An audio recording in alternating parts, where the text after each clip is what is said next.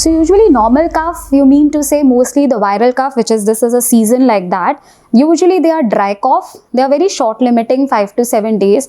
Doesn't cause much of the associated breathlessness to a person. Whereas in the TB, you have a cough with the yellowish or a thick sputum, sometimes with the blood also, and the duration of the cough is very longer lasting. So this is a most commonly a difference between the normal cough and a cough of a tuberculosis person.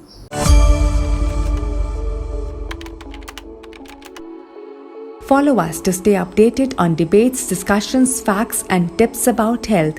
Click on the subscribe button and the bell icon for latest updates.